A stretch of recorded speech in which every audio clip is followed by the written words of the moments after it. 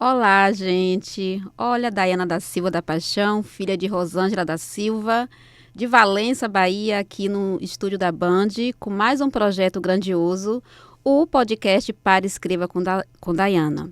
Nesse podcast, iremos receber pessoas profissionais de uma excelência tamanha, da diversidade, da escrita, do empreendedorismo, trazendo a transformação social no seu trabalho, na sua profissão, na sua vida, na sua carreira, fazendo com que todo esse propósito eleve não somente a sua vida, mas a vida das pessoas que passam aí no nosso caminhar, na nossa jornada, porque é caminhando que os caminhos vão se abrindo. E esse abrir, gente, eu digo a vocês, é com muita verdade, é com muita essência, sensibilidade, empatia para com o próximo. Então, esse podcast vocês vão conhecer pessoas de excelência do Baixo Sul, da Bahia, da região Nordeste, do Brasil, quiçá de outros países, porque estamos na Band, estamos online, na internet. Então vamos receber pessoas de diferentes características, de comportamentos que a fizeram ou fizeram crescer e ascender nessa jornada de vida e carreira.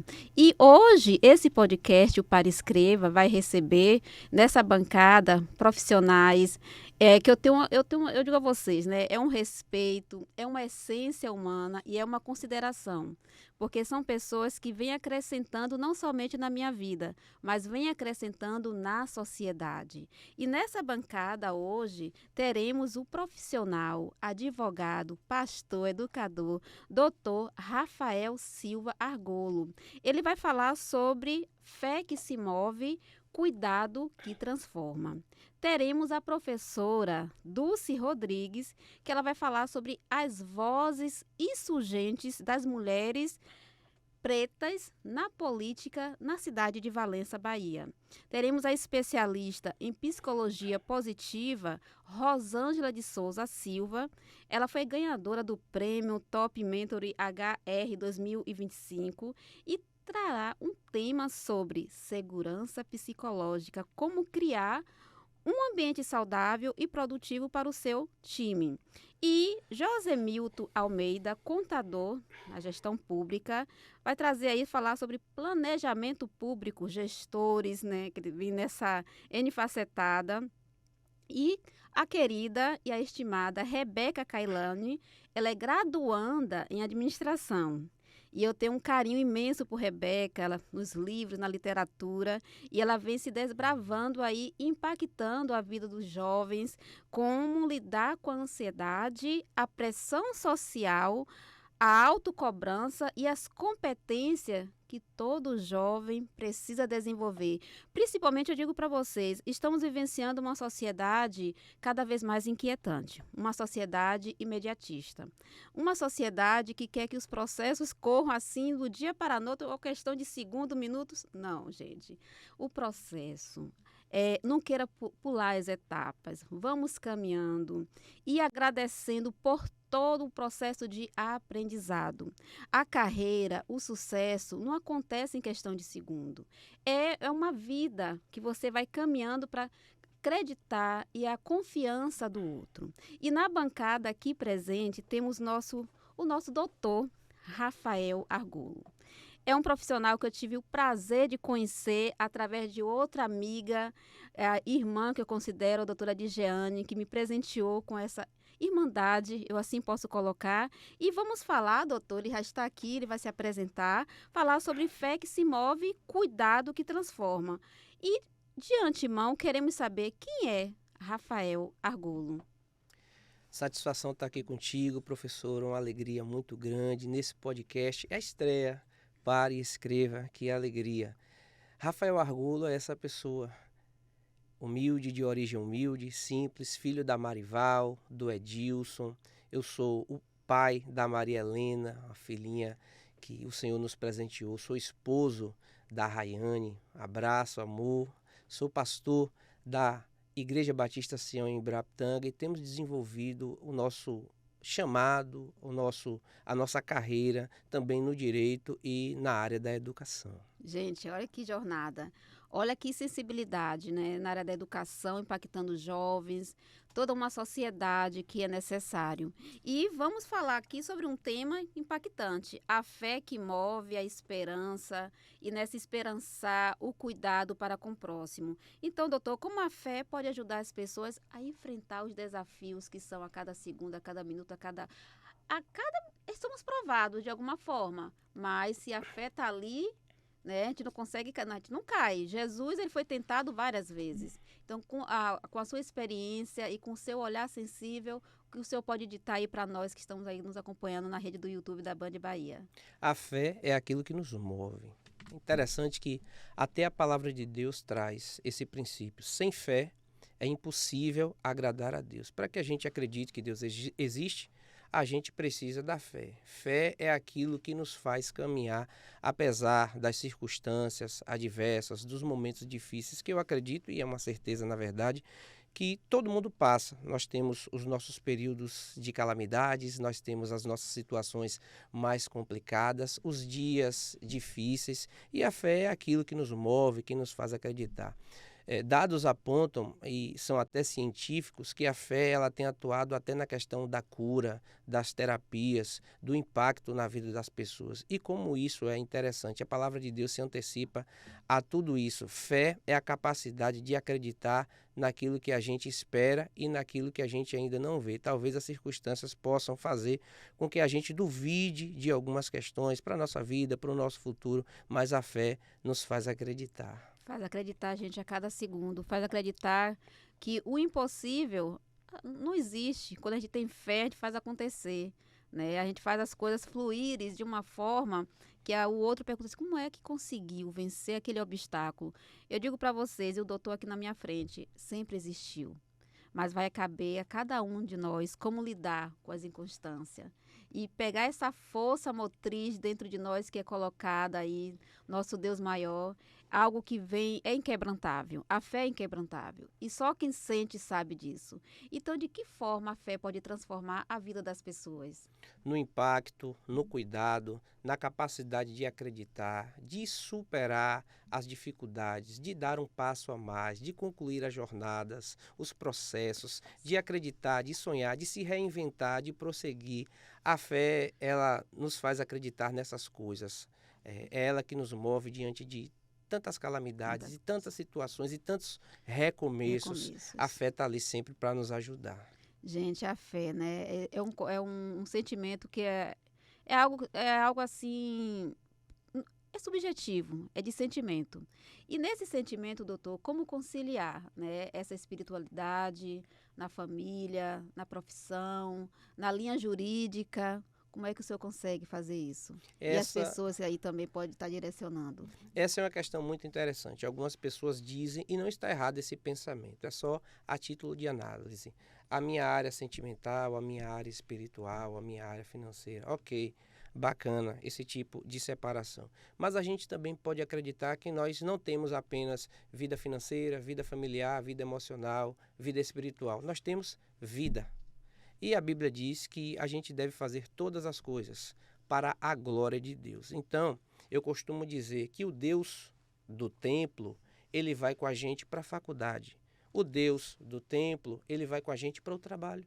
O Deus do templo, ele vai com a gente para a rua, para o contato com as pessoas. E, acima de tudo, a Bíblia diz que nós somos templo e morada do Espírito Santo. Então nós carregamos a presença de Deus. Muito mais do que um ativismo ali na estrutura, no templo, na igreja, de tocar, de pregar, de ensinar, de se envolver.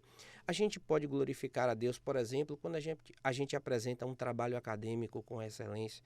A gente pode glorificar a Deus quando a gente trata as pessoas com humanidade, como elas merecem ser tratadas. A gente pode glorificar a Deus na profissão, no direito, no cuidado, no tratar, no bom dia, no abraço, no toque, no olhar. Por intermédio disso também a gente pode glorificar a Deus. Então, conciliar tudo isso é viver para a glória de Deus. Quando estou como pastor e não posso me afastar disso, quando estou no direito, quando estou em um ambiente acadêmico, palestrando em algum ambiente, tudo é para a glória de Deus. Gente, é tão bom ouvir essas palavras, né? Toca de fato. Aí, quando o doutor está aqui falando sobre essa questão da glória do nosso Senhor Deus, desses comportamentos, tudo que fazemos, está Deus ali. Né? E toda essa questão do equilíbrio, né, dessa vida, não tem como desvincular a nossa fé, os nossos preceitos, todo o entendimento, a forma de agir para com o outro. Aí eu sempre coloco, né, o que você está deixando que o outro faça da sua vida, né, e o que você está fazendo com a sua vida. Então, a gente vive em cenários inquietantes e que faz com que nos perdamos, assim, no caminhar, possamos desvincular daqueles valores do nosso lar, da nossa casa, daqueles valores do pai, da mãe, de uma avó que passou para ti, em busca de um anseio que está ali dentro de você, que está ali próximo. E não precisa você mudar. Não precisa você romper com o que você é de essência, das suas raízes, né? Gente, o simples ato de um bom dia, de uma saudação para com o outro, isso impacta de uma forma o olhar para com o outro. Então, não mude a sua forma de ser, a sua essência, por questão de poder, por questão de estar aqui, acolá. Não faça isso, porque você vai ser o sofrimento que você vai estar ali gerando para o seu âmago, para a sua alma em si. E mesmo aquelas pessoas que ditam assim, eu não sofro com isso, eu posso, sofre. Tem as consequências. E nessas consequências, foi uma experiência marcante, doutor, que o trouxe para esse comportamento de servir o outro. São muitas experiências, mas algo que marcou a minha vida foi o nascimento da minha filha, a Maria Helena. A gente já tinha vindo de uma perda, de uma gravidez muito complicada e perdemos, Sim. Deus permitiu. E aí a Maria Helena veio. Maria Helena é uma menina de 5 anos, ela é autista, nível 2 de suporte. Então Maria Helena foi um presente de Deus para nos ensinar a cuidar, para nos ensinar a perceber. Maria Helena ressignificou a nossa visão, o nosso jeito de enxergar as coisas, e ela trouxe uma missão.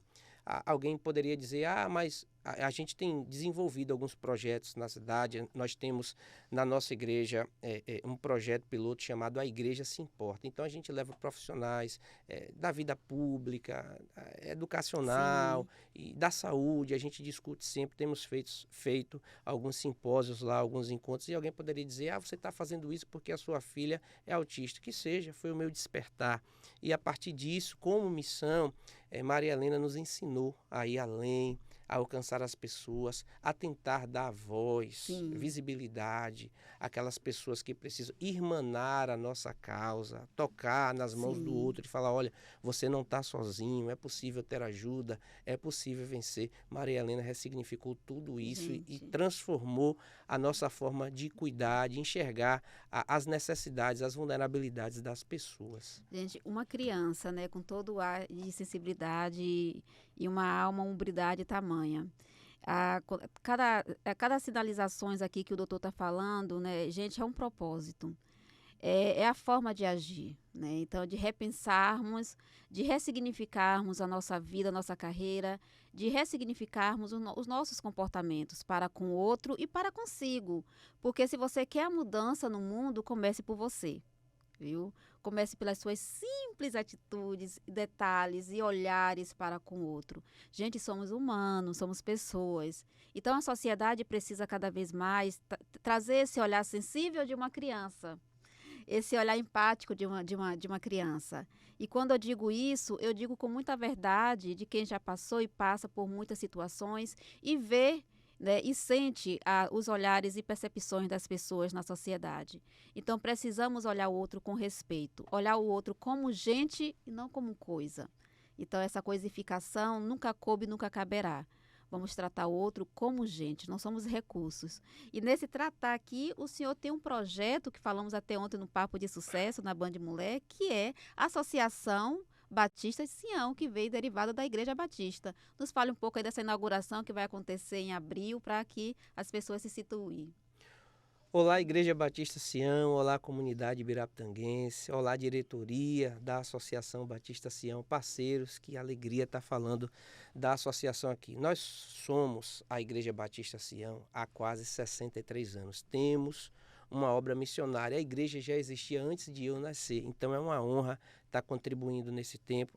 A Associação Batista Sião nasce nesse sentido de ampliar a nossa obra missionária, de alcançar a sociedade, de unir forças com tudo aquilo que vem sendo feito na nossa cidade. E no dia 3 de abril, com a permissão de Deus, nós estaremos inaugurando na nossa sede, que era o nosso antigo templo, quando a nossa igreja ainda se chamava 15 de setembro. Os nossos pioneiros começaram ali e agora a gente tem a oportunidade de dar continuidade a esse legado, cuidando de pessoas. Vamos ter um dia muito especial. Em primeira mão já vou falar aqui que nós teremos atendimentos médicos, atendimento jurídico, vai ter uma carretinha lá, então vai ser uma coisa assim maravilhosa para a nossa comunidade. Ô, doutor, gente, que gratidão.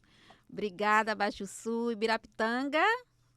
É uma associação maravilhosa que vem para o cuidado, para a empatia, e eu tenho certeza que vai atender crianças, famílias na vulnerabilidade, e acredito muito nesses projetos sociais que o Brasil, o mundo precisa e carecem demais. Então, doutor, estamos aí finalizando uma mensagem para esses tempos difíceis que vivenciamos. Uma mensagem que me move: muita gente tem crise de identidade, de propósito, de objetivo, e eu quero dizer para essas pessoas, há algo muito especial dentro de cada um de vocês. Há algo colocado por Deus que pode ser compartilhado, que pode ser dividido. Muita gente precisa daquilo que você carrega. Então que você possa exalar o seu propósito, cumprir a sua missão. Você é importante. Deus conta com você, faça a diferença, porque na maioria das vezes, ou em quase todas, na verdade, Deus escolhe os improváveis. Amém. Ô, doutor, obrigada pela aceitação do nosso convite. Gente, que papo, né? Só agradecimento a Deus. E vamos agora com Rebeca Kailani.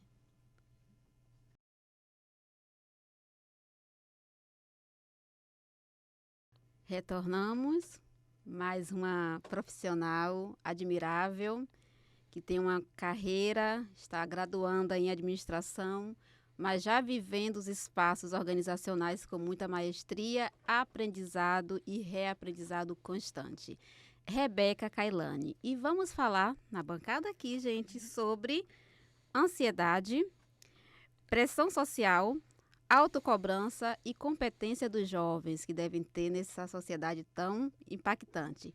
Rebeca, se apresente. Quem é Rebeca Kailani? Olá, bom dia, Dai. Bom dia a todos que estão assistindo. Então, eu sou Rebeca Kailani, sou graduanda em administração pela UniFTC, estou no 7º semestre. Sou membro do Núcleo de Estudos do CRA também. E estou, como você acabou de falar, trilhando esse caminho aí com um propósito. Que maravilha, gente, que jornada, né? Tá começando aí, recomeçando. E é isso aí, viu, jovens? Não tenham medo de angariar os patamares diversificados dessa sociedade. Mas eu digo, vá com sabedoria. Conhecimento é adquirido nas salas de aula, nos cursos, nas faculdades da vida. Mas sabedoria, vamos aprendendo degrau a degrau como entrar e como sair dos cenários e das situações. E isso você vai ter com as munições que a administração lhe dá. E olhe que é muitas munições de ferramentas estratégicas, viu? E, Rebeca, você traz um tema aqui, né, de como a questão da ansiedade, da pressão, da autocobrança, das competências. Então, eu quero saber como é que você percebe o impacto da pressão e dessa pressão social na vida dos jovens e na sua vida. Então, Dai, a ansiedade, né, ela está sendo comprovada que cerca de 9 a 26% da população sofre de ansiedade, de acordo com a OMS. Então, eu percebo que existe um impacto significativo na vida dos jovens com relação à ansiedade e também envolve a internet, né? Depois da pandemia cresceu muito esse índice e existe uma comparação de uma vida perfeita, né, que a gente sabe que não existe. Então, precisamos ter esse cuidado, principalmente os jovens, por ter esse contato com a internet, assim, mais que eu posso dizer, mais constante, né? A internet, ela libera uma dopamina que a gente acaba ficando viciado, então precisamos estar atentos a que conteúdo estamos absorvendo.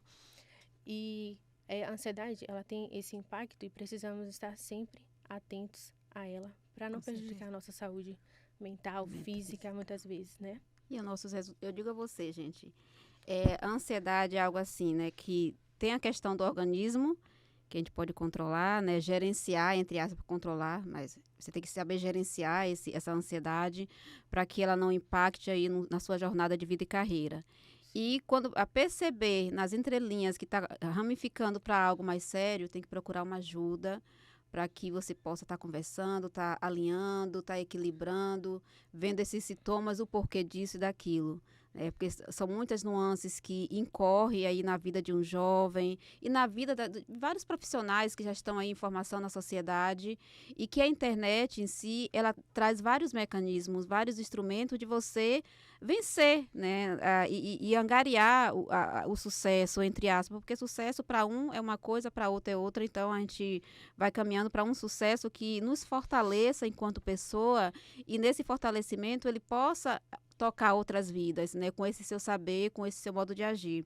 E esse é um assunto que na sociedade atual a gente vem se deparando de não sabermos lidar com todo esse arranha-céu de informações e de conteúdo que vem para nós. Então a gente precisa gerenciar o que eu posso aproveitar para minha carreira, para minha vida, o que não é viável, eu estar acrescentando, eu estar vendo, enfim. Então tudo isso requer todo um cuidado para com você, e principalmente as informações que você vai compartilhar para o outro. E nessa caminhada que Rebeca está vindo aí, quais foram os maiores desafios você, enquanto estudante e profissional, Rebeca, vem observando aí na sociedade e bem no seu meio social? Daí, na minha percepção, a rotina, né? Lidar com a rotina entre, muitas vezes, trabalho, estudo, é difícil. Sim. Existe essa autocobrança, essa ansiedade de não conseguir dar conta, que aí também pode gerar ansiedade, né? Com um dos fatores que geram ansiedade. Então, eu acho que essa é uma das principais dificuldades, em conseguir lidar com a rotina. E os jovens, eles querem muito resultados imediatos. Isso. Eu falo jovem comigo também, né? Que eu sou jovem. Então, a gente fica muito preocupado com o futuro, mas, como você falou, precisamos estar atentos e conhecer os nossos limites, saber onde nós queremos chegar e não deixar o processo atrapalhar, né? Porque quando nós estamos, né, atentos ao processo, nós vivemos ele com leveza, com calma, sabendo que vamos conseguir chegar no nosso propósito. Leveza, com calma, gente. Sabedoria. Que vai chegar lá, sabedoria. Eu digo para vocês, né?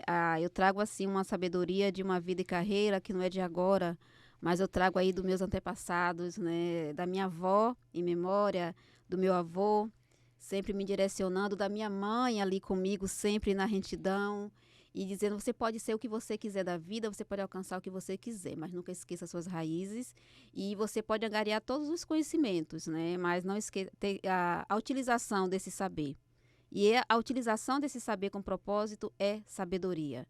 Né? Então, os livros, né, as faculdades vai nos dar várias munições, né, vários instrumentos em si, mas vai caber a você, jovem profissional, como direcionar isso com propósito, para você obter resultados para a sua vida e saber, gente, que a vida é feita de sacrifícios e alguns privilégios, e que mesmo com os privilégios você vai precisar cada vez mais estar se reerguendo, estar se aperfeiçoando, se atualizando enquanto pessoa, porque a sociedade está aí querendo tirar de você tudo, mas você tem que ser mais forte. E nesse mais forte, Rebeca, eu quero que você me sinalize de que forma você vê essa autocobrança na positividade, e quando ela se torna prejudicial para a sua carreira, para a sua vida. Então, a autocobrança, ela precisa ter um limite, né? Muitas vezes é bom você se autocobrar para poder conquistar uma disciplina, um objetivo, uma conquista. Tá tudo bem você se cobrar, mas olhando para além, precisamos nos conhecer, saber quais são os nossos propósitos, como eu falei, os nossos processos, para não nos cobrarmos tanto, porque precisamos também conhecer o nosso esforço, sabe, Dai? Eu me esforço tanto para alcançar aquele objetivo, mas eu só fico focado ali naquele resultado. Eu preciso conhecer, não me cobrar tanto, porque pode fazer muito mal. A gente, conversando com as pessoas, percebemos que tem muita gente se cobrando, Sim. muita gente com ansiedade. Então, precisamos nos cuidar com relação a isso. Com certeza. Cuidado, gente, consigo, para que você possa ajudar o outro da melhor forma possível. Rebeca, que competência você percebe que os jovens precisam ter aí nesse cenário e nessas competências, o que você deixa de mensagem? A primeira competência que eu queria falar é a coragem, né? Eu me inspiro em mim mesma por ser muito corajosa, não deixar o medo, a dúvida, né, tomar os meus pensamentos. Quando o medo vem, eu respiro, falo, eu sou Isso. corajosa. Então, quero deixar uma mensagem para você, se você está se sentindo incapaz, com dúvida, muitas vezes não sabe onde quer chegar, né? É normal, É mas normal. respire, diga, eu sou corajosa, eu posso, eu consigo. E autocontrole emocional também é fundamental. Eu gosto muito de ouvir Augusto Cury, né? Ah, já li, gente. Foi meu primeiro livro, viu? Um dos meus primeiros livros. Ele fala sobre Jesus, sabe, Dai? Não Sim, tô falando de religião, mas ele estuda a mente de Jesus e Jesus tem muito autocontrole. Então, sim, precisamos ler esses livros, ouvir podcasts sobre esse sim, assunto para que possamos ter autocontrole, né? Saber agir na hora certa, sim. falar na hora certa, estar no ambiente certo. E eu sou muito grata pelas oportunidades que a administração tem me dado, as pessoas que têm me Oh, apresentado. meu Uma delas amor. é a senhora. Oh, minha vida. Me inspira muito como pessoa, principalmente porque eu sinto que a senhora tem um propósito, sabe? Então, isso é inspirador. Ô, Rebeca, gente, eu fico assim fascinada, né, encantada pelas pessoas, né, e de alguma forma eu tá impactando, nem que seja um pouquinho. Tava conversando com minha mãe, eu quero atingir, nem que seja 0,01% das pessoas com alguma palavra e que faça abrir a mente, né, uma consciência de respeito. Eu falo sempre respeito, gente, respeito na sociedade é primordial e ter uma consciência empática para com o outro. Gente, e Rebeca também, ela é escritora, viu? Ela é escritora, escreveu o livro. Fale um pouquinho desse projeto, Rebeca. Sim, eu participei no ano passado, em setembro, do projeto de DAI, Inovações Disruptivas. Eu sou eternamente grata, né? Meu primeiro projeto. E espero que eu me capacite muito mais E para vai, poder meu participar amor. de outros. E é só gratidão. Ô, gente, que conversa boa e suave, né? Ah, eu sou apaixonada demais pelas pessoas. E, Rebeca, tem aqui meu agradecimento Muito por você obrigada. aceitar esse meu convite, de estar aqui no Para Escreva com Dayana, trazendo um pouquinho dessas informações de uma jovem que tem muito a acrescentar e está aí nesse caminhar desbravador. E vamos, gente, com Rosângela de Souza da Silva. Ela vai falar sobre segurança psicológica e ambientes saudáveis. Vamos lá?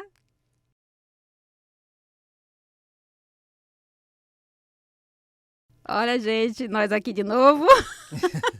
Estamos aqui com uma visionária, com uma mulher potente, extraordinária. E vocês sabem que eu sou grata a tantos, né? E tantas mulheres espetaculares que vêm aí demonstrando na sociedade todo o seu poder e com leveza. Estamos aqui com Rosângela de Souza da Silva, aqui na nossa bancada, essa especialista em psicologia positiva, e vamos falar sobre segurança psicológica e ambientes saudáveis. E ela tem todo o aparato para isso, viu? Porque a propriedade é com ela. O que é na prática, essa segurança psicológica, né? Dentro das organizações que a gente vive esse montanhal de resultados imediatos, mas primeiramente eu quero saber de quem é Rosângela. Pronto. Rosângela, primeiramente eu quero agradecer o convite, a oportunidade de estar aqui falando de algo que muito me interessa, que é saúde mental, é bem-estar. Rosângela é de Salvador, é de Cajazeiras, Oh, que maravilha! uma baiana de sorriso fácil Oh, e minha que irmã. acredita, né, que é possível trabalhar com saúde e bem-estar. Então a gente tem um lema que é trabalhar, sorrir, se divertir. Quem é Sim. você na vida? Então é levar um pouquinho disso. O trabalho ele pode sim ser leve e carregado de energias positivas. Que maravilha, né? E como é que o profissional consegue, né, colocar isso na prática nas organizações, Rosa? Olha, existem vários desafios, né? Então, o primeiro desafio ele tem que ter o autoconhecimento. Sim. Ele precisa entender que ele precisa ter um momento para ele na agenda. Que isso não é um privilégio da diretoria, do gestor, de uma pessoa que tem um casamento estruturado. Todos nós precisamos ter um momento conosco na agenda. Então, prezar pelo nosso bem-estar. E essa conta, né, é uma conta que não é a empresa que tem que pagar. Primeiramente, nós precisamos priorizar isso para que outras empresas também, outras pessoas vejam isso e digam, poxa, isso é legal. Mas a primeira pessoa que tem que se preocupar com o seu CPF não é o CNPJ, é você mesmo. É você mesma, viu, gente? Se cuide, priorize. Primeiro eu, segundo eu, terceiro eu. Porque você estando bem consigo, vai poder dar os resultados necessários aí para a sociedade, para as pessoas que passam na sua vida e no seu ambiente de trabalho. E sabendo gerenciar, né? Não é nem controlar, é gerenciar as emoções nesse ambiente tão inquieto, né, Rê? Eu fico observando, né? Eu já vim de várias organizações, já trabalhei em uma de 15 anos, meu Deus, numa sala, e que a pressão, eu entrava às 7 horas, saía 1 hora da manhã. 1h da manhã.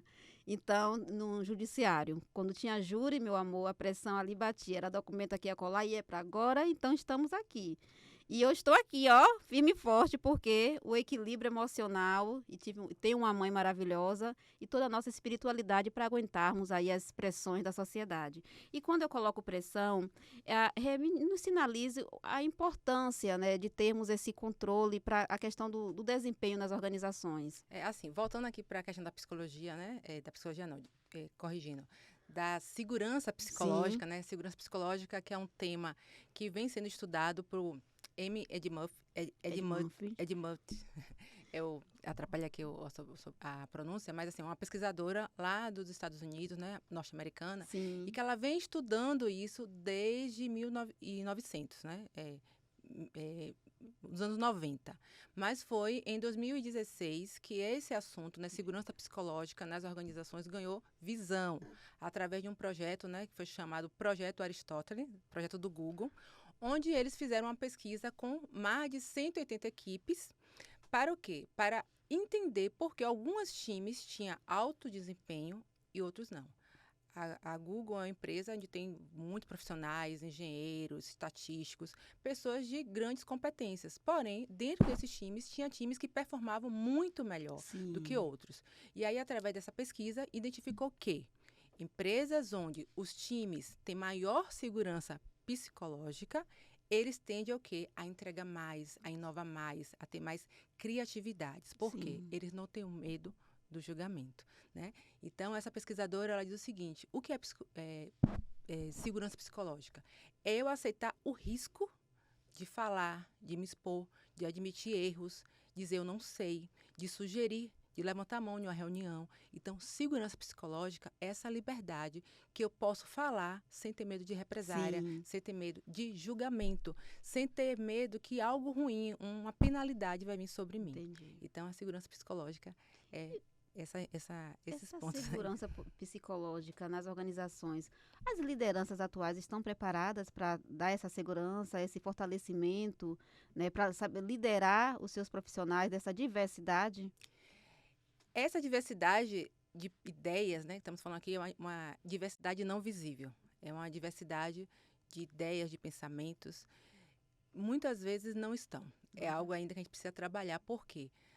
Ainda existe essa cultura do que o líder tem as respostas, o líder manda, o líder direciona. Quando falamos de segurança psicológica, estamos falando de times e interações entre times. Então, o importante, o que vai fazer a segurança psicológica, né, o time fluir, é justamente essa interação. Não existe segurança psicológica onde só um pensa em segurança psicológica. Então, é importante que haja essa interação e que a liderança ela seja um agente fomentador disso. Um exemplo é quando acontece um erro. Como é que nós lidamos com erro nas organizações? Passa um e-mail, né, e copia um bocado de gente que não tem nada a ver com a história para expor aquele colaborador. Quando, na verdade, o erro deveria ser eu sentar com o meu colaborador, entender o que foi que aconteceu, os fatos e propor ali a alternativa. Não só dar a resposta, mas discutir com ele, discutir com o time. Como podemos sanar isso? Como podemos ter uma ação preventiva para que isso não aconteça? Então, o erro, ele não é algo punitivo, mas é uma oportunidade de melhoria. Então, empresas onde você consegue ter conversas difíceis, consegue falar dos erros abertamente, ela corrige rápido, ela inova mais. As pessoas têm liberdade para errar, porque elas têm liberdade para inovar. Então, se ela inova, o erro vai aparecer e ela vai corrigir e ela melhora o seu processo.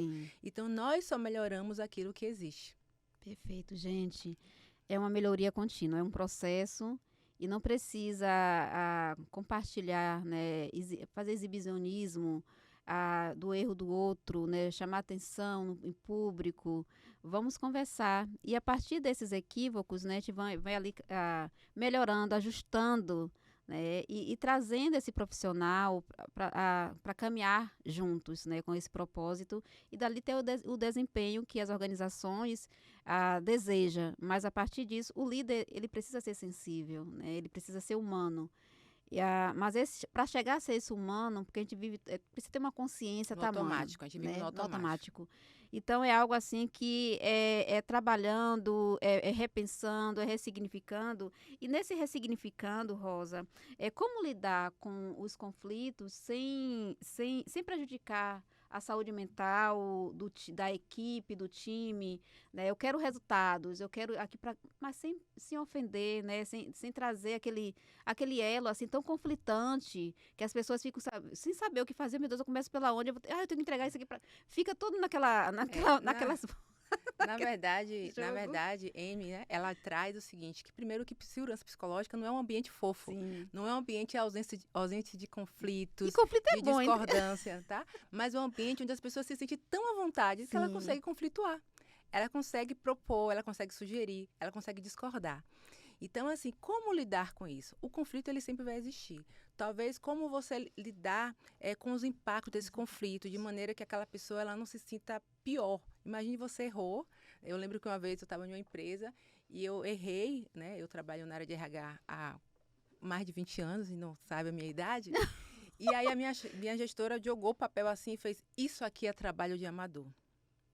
Gente, eu tinha mais de 8 anos de empresa.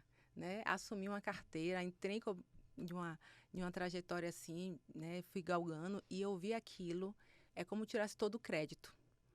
Então, aquilo mexeu comigo por anos, né, mas aí eu penso, como é diferente, né? Então, hoje, né, eu tenho uma gestão que me apoia, uma gestão, eu tive a experiência com uma gestão que diz, tá errado aonde? Bora resolver, o que aconteceu, né? Então, não é ausência de conflito, é você aprender a ter conversas difíceis e comunicar a verdade. Sim. Não tentar amenizar o fato. Dizer, olha, houve erro, houve esse prejuízo. O que é que eu espero de você? Eu espero isso, isso e isso. E segue o barco. Vai caminhando. Não precisa ficar rendendo o assunto, envolvendo outras pessoas. Então, trate o conflito, não a pessoa. No sentido de que você vai tratar aquele ponto específico. Sim. Quando surgir outro, a gente vai tratar outro ponto. Outro. Gente, que é bom ouvir essas sinalizações, né? Esse conhecimento para que possamos saber agir com o outro, né? E de que forma. E saber os limites, né? Do ser humano, né? Das palavras que vamos conversar com a nossa equipe. E é todo um cuidado, porque a gente tem que ter o cuidado conosco à medida que vamos ter um cuidado para com o outro, né? Eu sempre venho com esses valores nas organizações. Eu já trabalhei, foi 6 anos na UNEB, na área de recursos humanos.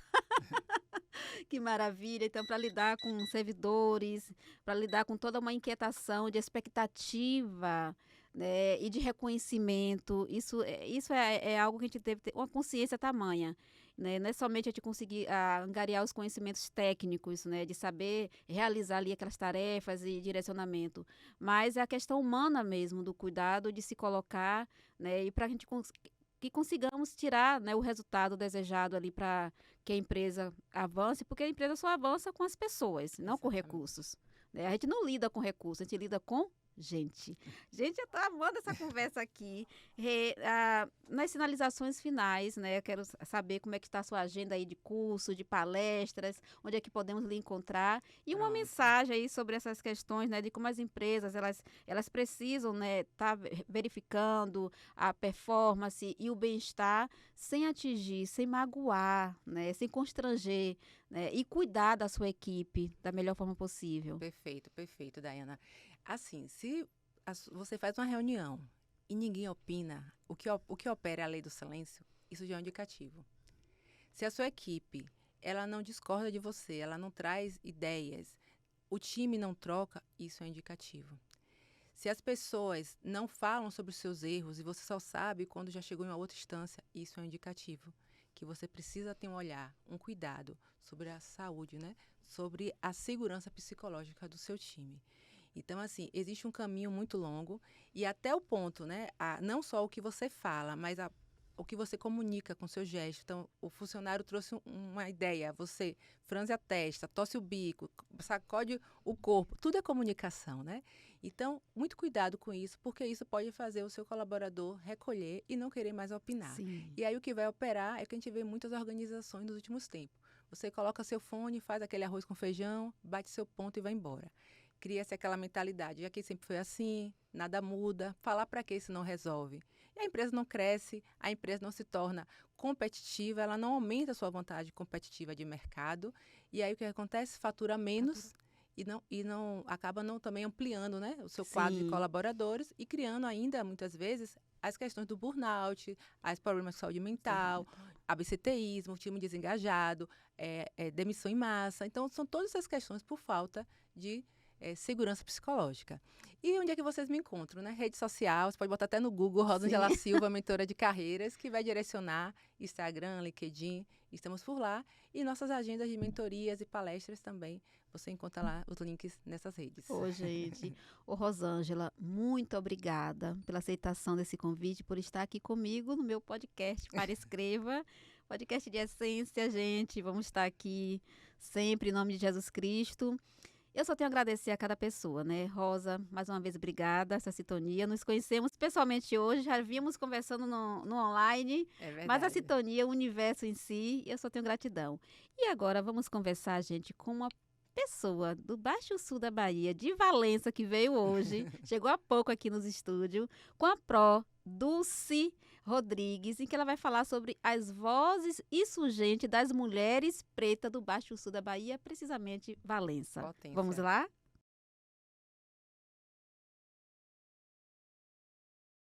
Ah, gente, mais uma mulher aqui potente, incrível, a professora Dulce Rodrigues, aqui no estúdio do podcast Para Escreva com Dayana na Band Bahia, e vamos falar sobre vozes insurgentes das mulheres pretas na política, aonde? De Valença, Bahia. E, primeiramente, antes de iniciarmos aqui as nossas perguntas, né, sobre esse contexto, queremos saber quem é Dulce Rodrigues. Bom dia a todos, bom dia, Day. É um prazer estar aqui falando sobre as vozes insurgentes dessas mulheres pretas. Quem é Produce? Produce é uma mulher preta, empoderada, militante por causa social, 36 anos de educação no município de Valença, historiadora. Hoje estou participando do Desembolas Pretas, que eu vou convidar daqui a pouco você e a comunidade que está aqui me ouvindo. Maravilha! Essa mulher que sofre muito, né, por ter esse empoderamento que o sistema não aceita. Sim. Mas esse sofrer não é me vitimizando, mas me fortalecendo e fortalecendo outras mulheres. Porque eu pago muito caro por ter essa performance. Sim. Por ser essa mulher negra, dread, tatuada, de pince. É muito mais. É muito mais excludente. É muito mais excludente. Essa mulher tem um legado muito forte na educação, agora com PCD, né, pessoas com deficiência. Sim. Essa mulher que sobe, desce, cai e levanta. E levanta. Eu estou aqui, me sinto lisonjeada e fiquei até assim, sabe? Eu fiquei assim, eu tomei um susto. Não vou mentir para vocês, eu tomei um susto. Vocês podem até me perguntar por que eu tomei um susto. Porque eu falei assim, não, me convidando. Porque o sistema não convida a Produce para estar nesse lugar de fala. O sistema não quer saber que Produce, porque o Produce vai ferir a ferida que está ali, Produce vai tirar o cascão. Eu sou essa ferida no sistema. Então, quando eu vi o seu convite, eu falei assim, eu falei para minha filha, será que esse convite é para mim mesmo? Não foi errado, não foi errado, não. Mas eu vi que era você já vem me convidando para outros eventos seus, né? De lançamento de livros, não. Sim. Ela me convidou mesmo. Ainda falei assim, não é de Valença, não faz parte da educação em si, do sistema de Valença, porque não me chamam. E você veio me chamar e você veio quebrar essa insurgência, essa fala agora que eu vou ter aqui agora. Meu Muito amor, obrigada. Estamos aqui quando a mulher preta na sociedade, meu amor, se movimenta. E unidas, nos movimentamos muito mais. Essas questões, né, de preconceito, de racismo, nunca coube, nunca caberá. Muito obrigada. Então, as vozes precisam estar aí. As vozes que foram apagadas historicamente, silenciadas e querendo nos silenciar, não vão conseguir. Então, a partir desse conhecimento, dessa sabedoria, vamos rompendo aos poucos essas barreiras. É emocionante a gente falar, né, Dulce, porque a gente se lembra de toda a nossa ancestralidade. Com certeza. E que está aqui conosco. A nossa espiritualidade e que está aqui conosco. Com E certeza. é algo que é potente, é uma força que é inquebrável. E quando você traz essa questão da insurgência, a gente sabe que essa insurgência, eu estou trazendo um tema do meu doutorado, que é a invisibilidade, né, feminina na escrita, no direito, na gestão e na sociedade, e o quão a escrita feminina foi apagada historicamente e ainda é apagada na sociedade atual. E trazendo todo esse contexto, como você, Dulce, avalia a presença das mulheres pretas na política local e na atualidade? Quando você fez esse convite, né, eu fiquei assim muito feliz. Meu Deus do céu, eu vou falar. Porque me inscrevi no mestrado em Valença, mas não Sim. consegui passar, né? Porque, poxa, o sistema também, né, a organização também me calando, porque eu queria falar desse tema, né? Eu pedi, mas não tive êxito, mas vou continuar, né, nessa perspectiva. Falando de política na mulher, na política de Valença, do modo geral, eu vou fazer do maior para o menor. Temos mais de 230 milhões de habitantes do Brasil, né? E se a gente for calcular, eu vou para agora, no Senado temos 15 a 18 mulheres no Senado, certo? Ocupando essas cadeiras. Eu vou aqui para a Bahia. A Bahia tem 9 mulheres vereadoras. A Bahia tem 2.440 habitantes. Não vou dizer que são todos, como chama? Tem condição como chama? São eleitores, né? Sim. Mas tem 2.440 eleitores na Bahia, cidadãos da Bahia, só tem 9 mulheres. E quando falo nessas 9 mulheres, tem 4 a 5 mulheres que tiveram, não é? Foram eleitas novamente. Sim. E só 2 que entraram. E eu fico analisando o seguinte, para entrar uma tem que sair outra, não deveria ser assim. Eu fui candidata a vereadora por 2 vezes, saí candidata em 2022 às Pretas pela Bahia, muito bom, né? 4 mulheres pretas, Sim. Cleide Coutinho, que ela tem um movimento de moradia, veio Iracema, ela é LGBTQIA+, de Acajutiba, veio a professora, agora que me passou agora, e Sim. produz, representando o Baixo Sul. Eu sozinha nessa militância. Aí, para sair um, entrar outro, não deveria ser assim. Então, a gente precisa, há muito pouco, cresceu, mas há muito o que construir. Mas ainda falta... Mas essa construção não parte do sistema. Do sistema em parte si, da gente. da gente. Da gente, que é E ações são e muitas movimentos. barreiras que precisam ser quebradas, né, Dulce? Com certeza, principalmente a barreira do machismo, né, do racismo Racismo. estrutural. Ela é ferrenha, vou falar Sim. de mim. Eu acho que quando eu falo de mim, eu falo de muitas mulheres. Mulheres, não com é? certeza. E esse racismo, esse sexismo também, ela impede o avanço. Sim. Esse Norberto Bobbio, ele fala que a democracia não está no poder do voto, mas da fala. E quem quer nos dar fala? O sistema não quer nos dar fala. E nem todas as falas de mulheres pretas são ouvidas. São silenciadas, são cortadas, Isso né? A gente aí. vê no cenário. Muito. Gente, é algo assim que, a partir de todo esse diálogo, a gente vê, né, toda uma mulher, uma situação que uma mulher passa, todas passam juntas, né?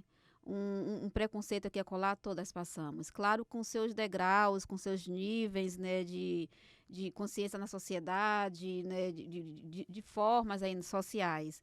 E quando o Dulce traz toda essa questão, né, do quantitativo de mulheres pretas, né, de mulheres na política, de mulheres em cargos aí de poder, aí a gente vê as barreiras do sexismo, a gente vê as barreiras desse machismo estrutural e que eleva para os machismos aí, né, nas organizações. E quando eu coloco organizações, eu falo de organizações na sociedade, as micros, que parte aí para uma questão macro, que está bem arraigada, bem impregnada. E mesmo com todo um diálogo, toda uma comunicação, ainda requer todo um trabalho, né, para os jovens em si, as famílias se colocar aí perante os jovens, da forma que ele vai lidar e conversar e se comportar para com a mulher e para com a sociedade de uma forma geral. E Dulce, ela traz um tema aqui que é voz insurgente. O que significa voz insurgente, Dulce, nesse contexto? Nesse contexto, quando fala insurgente, precisa pensar que é barulho, grito. É dar voz, é quebrar paradigma, é romper barreiras, Sim. sabe? É dizer, eu estou aqui, eu preciso ser vista, independente do meu estereótipo. Quando eu saí candidata a vereadora, falaram assim, poxa, produça, a senhora é uma mulher super inteligente, mas tira esses dreads, tira esse pince, essas tatuagens. Então, sabe, eu não posso estar na Câmara por isso aqui não me representa nada, é os meus valores, as minhas ações. Sim. Então, isso, gente, hoje é romper barreiras. E eu estou aqui fazendo isso com você. Quando você me concede esse espaço. Isso é insurgente. Você está me dando espaço para eu falar representando N mulheres, 92.022 mulheres, vou dizer assim, do total de Valença, vou botar todo mundo sendo mulheres, entendeu? Então, ser insurgente é isso, é romper barreiras contra o preconceito, o racismo, o sexismo. né? Que maravilha, né? Trazer essas vozes. Dulce, a senhora trabalha há anos na educação, né? Como é que a senhora percebe que a educação vem contribuindo para esse empoderamento que vem de dentro, força mental, político aí das mulheres pretas? Eu digo assim, Foucault, ele fala que a escola, todos os espaços, ele vem para excluir, não dá espaço para a gente falar, certo? E a escola é fundamental para isso acontecer, para essas vozes insurgentes aparecer.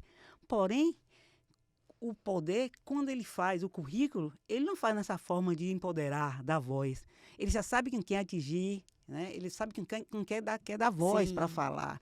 Então, a escola, ela permeia toda essa insurgência. Então, a escola que eu passei me possibilitou me tornar essa mulher, porque eu tive professoras empoderadas, tive uma família empoderada, com pai e mãe empoderada, que nunca me cortou o poder de fala, sabe? Eles dizem, fale. É assim que eu faço com as minhas filhas. As minhas filhas estão falando, eu digo, não fale.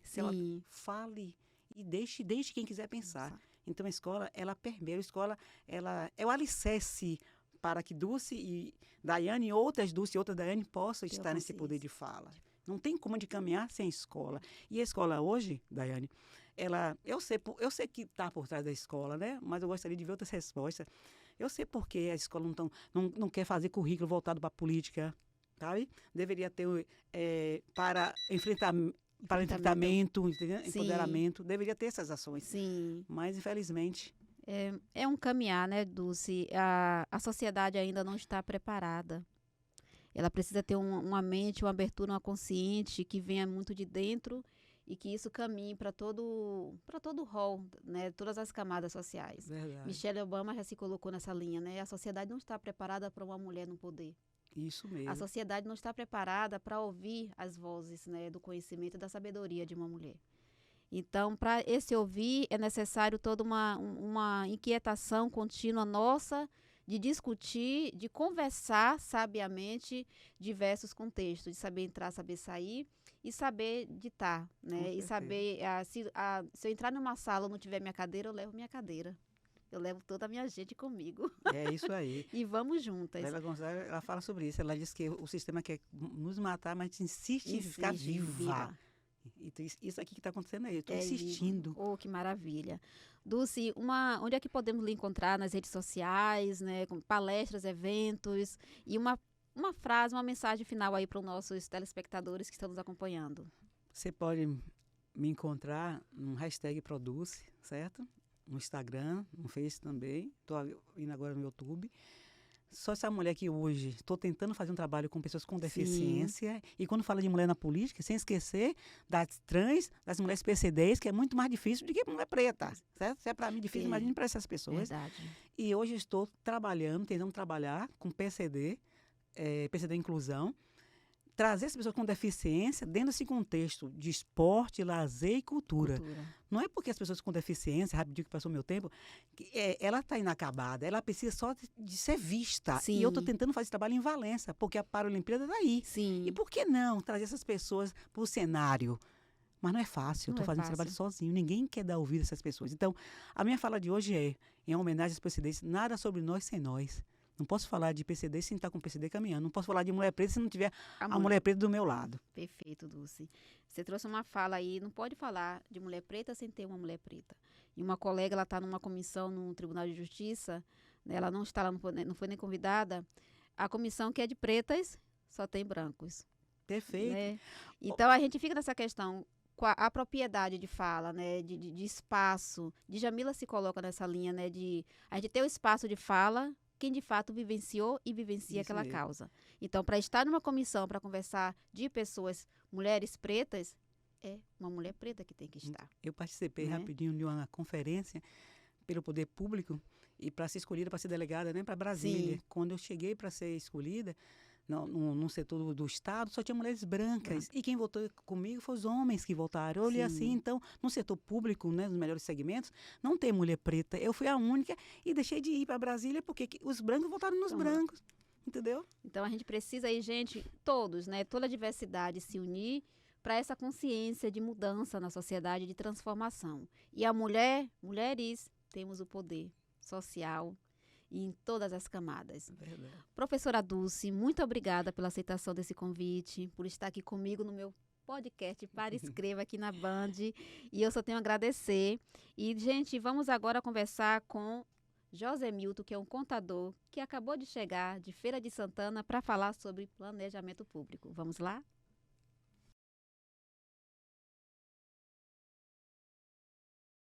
Colegas, mais um convidado especial, extraordinário, que eu tenho muito a agradecer. Jeane, muito obrigada, viu? Jeane Benevides, é uma mulher que eu admiro muito, é uma inspiração para a gente. E estamos aqui com o esposo dela, o senhor José Milton. Ele vai falar sobre planejamento público. José Milton Almeida é contador e tem toda uma especialidade na área pública. E esse planejamento público, mas antes de chegar nesse contexto, queremos saber quem é. Jane mandou para mim, Ito, mas José Milton Almeida, quem é o senhor? Bom dia, Daiane. Agradecer pela oportunidade de estar aqui. Gratidão mesmo de estar falando aqui com essa emissora tão conhecida, né, no estado da Bahia. Enfim, é um prazer para mim estar aqui com vocês. Meu nome é José Milton Almeida dos Santos, popularmente conhecido como Ito Contador. Eu sou da Chapada Diamantina, uma cidade chamada Nova Redenção. Ingressei na administração pública desde 97. De lá para cá já passei por diversos setores da administração pública, foco maior na contabilidade, mas atuei também durante muito tempo na gestão financeira, exerci alguns cargos públicos voltados na área de finanças, na área de controle interno, e na administração pública já passei por diversos órgãos municipais. Eu sou contador, sou pós-graduado em gestão pública municipal e finalizando direito, sou formado em pedagogia, enfim, uma vida longa. É uma diversidade de conhecimento para tentar, de certa forma, nos caminharmos nessa sociedade das inquietações empresariais. Quando falo empresariais, eu falo micro e macro, tanto sociais. E o conhecimento, ele é algo que tem uma validade tamanha na nossa vida e a forma que vamos direcionar aí nas nossas esferas profissionais de vida e carreira e para outras pessoas que passam, né, no decorrer, porque a gente não é feita de pessoa solo. A gente convive com pessoas e para pessoas e vamos aí lançando esse saber. E nesse saber, o senhor José Milton ele vai falar sobre a questão do planejamento público e logo eu quero saber a importância desse planejamento público para os municípios. Pronto. Para mim, o planejamento é o pilar básico, nem só da administração pública, como nossas vidas pessoais. Eu costumo até fazer essa correlação. A administração pública não é diferente das nossas vidas. No dia a dia das nossas vidas, a gente tem que planejar de acordo com o que a gente ganha. Não podemos, no nosso dia a dia, gastar mais do que o que arrecadamos. E na administração pública não é diferente. Nós temos os norteadores, nós temos um planejamento que é feito, que hoje, nos dias atuais, com a 14133, ela trouxe isso, inclusive, de forma expressa.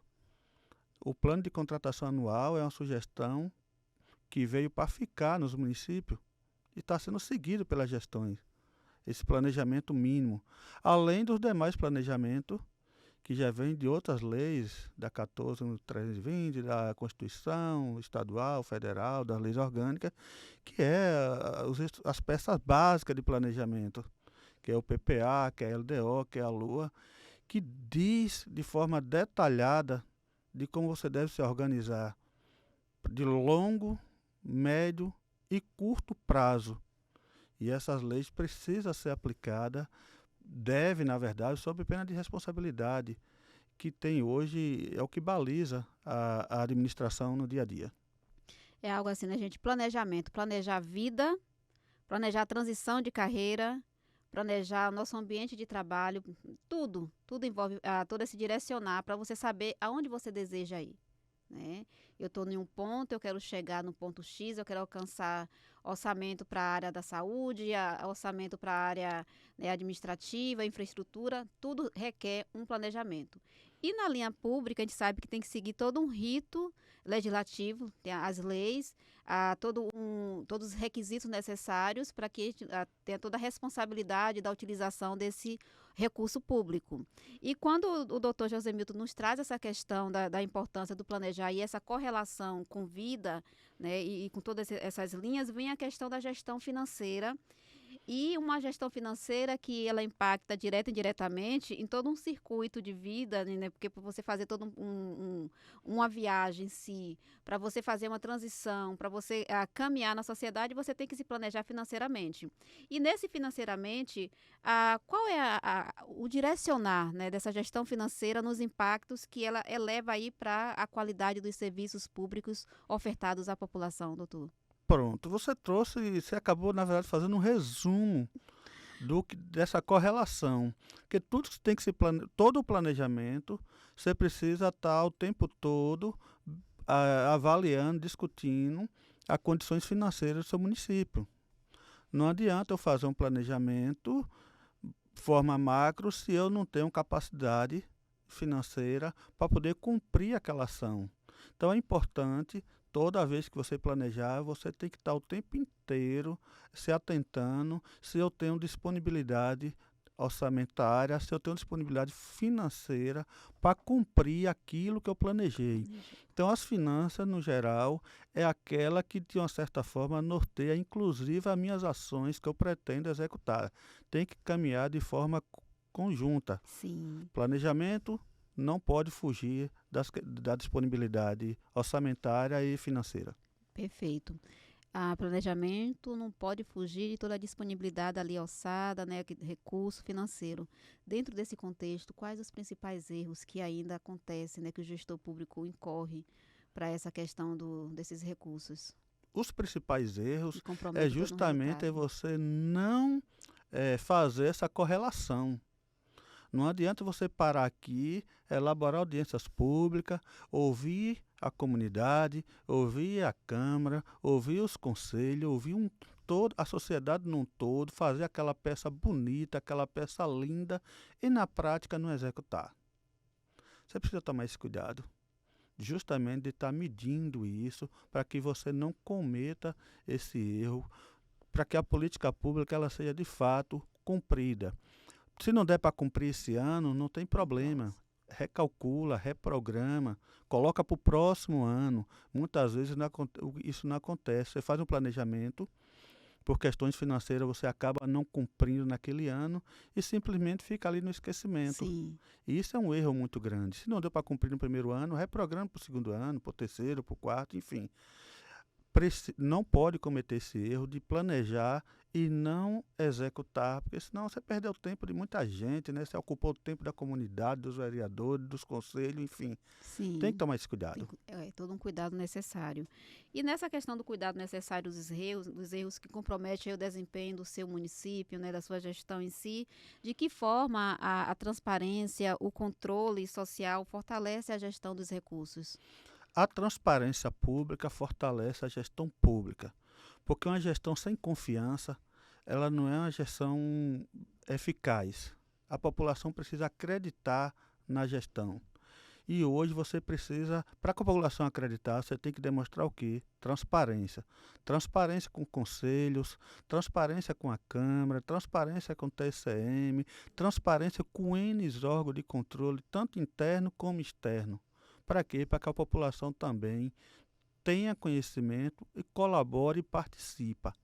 Então, da transparência, além de ser uma imposição legal, que é obrigatório, também ajuda a fortalecer a gestão da credibilidade, nem só para a população, também para os órgãos, o Ministério Público, diversos, enfim. Sim. É fundamental que a gente dê uma boa transparência para fortalecer sua própria gestão. Verdade.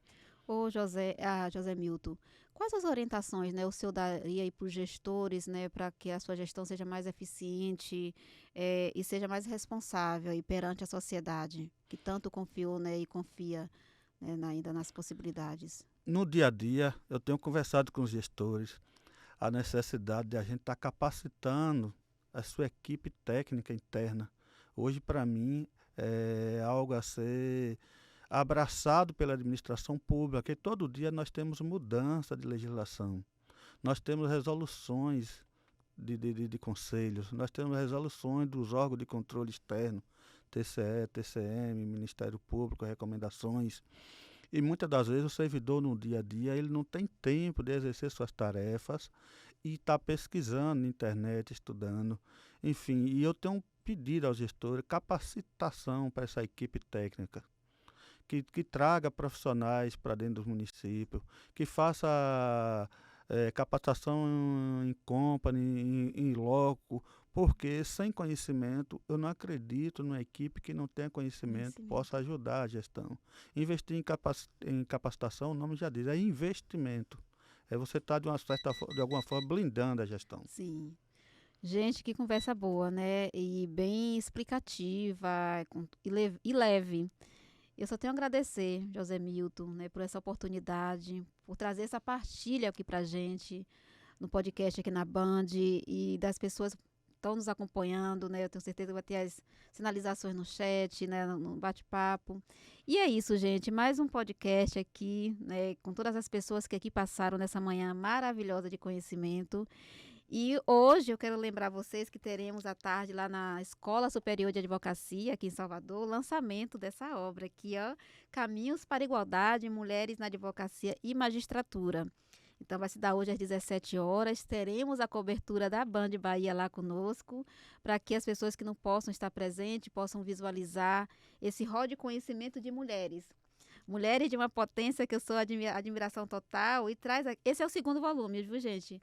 São mais de 32 obras publicadas pelo projeto Para Escreva, com as mulheres que confiam no meu trabalho, confiam em mim, e eu, da melhor forma possível, tento passar toda a emoção, toda a energia e todo considerar, né, que o universo, né, de respeito para com o outro, porque a gente trabalha com e para pessoas. Então, eu só tenho a agradecer, então, hoje mais esse lançamento lá na Escola de Advocacia.